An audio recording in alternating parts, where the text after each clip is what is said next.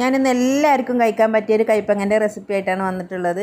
അതും ഈ പച്ച കൈപ്പങ്ങ ഉണ്ടല്ലോ, അത് നല്ല കയ്പ്പായിക്കാരം. വെള്ള കൈപ്പങ്ങക്ക് അത്ര കയ്പ്പുണ്ടാവില്ല.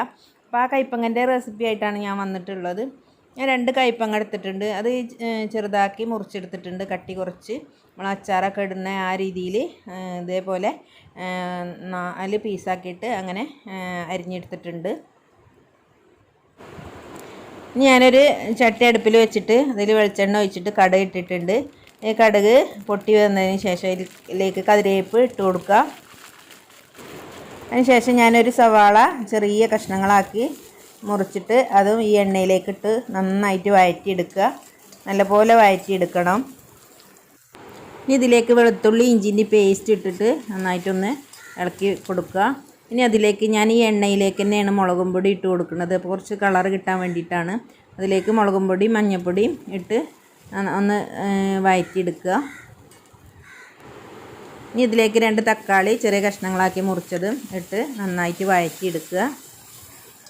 നമ്മൾ മീനൊക്കെ മുളകിടുന്ന പോലെ തന്നെയാണ് ഈ കൈപ്പങ്ങ ഉണ്ടാക്കുന്നത്.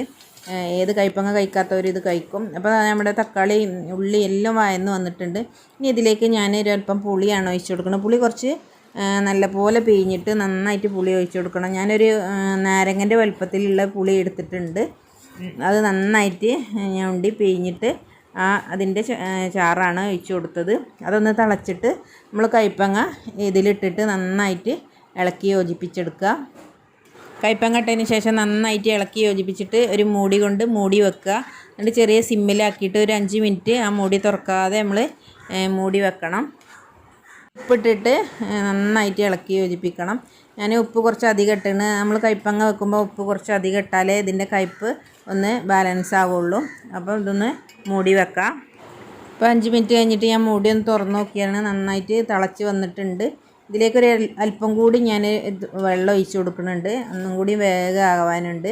അപ്പോൾ ഒരല്പം കൂടി വെള്ളം ഒഴിച്ചിട്ട് ഒന്നും കൂടി മൂടി വെക്കുക. ഞാൻ അതിലൊരു അല്പം കൂടി വെള്ളം ഒഴിച്ചിട്ടുണ്ട്. ഇത് വെള്ളത്തിന് കുറച്ച് കുറവുണ്ട്. അപ്പോൾ ഒരു അല്പം കൂടി വെള്ളം ഒഴിച്ചിട്ട് ഒന്നും കൂടി മൂടി വെച്ചു.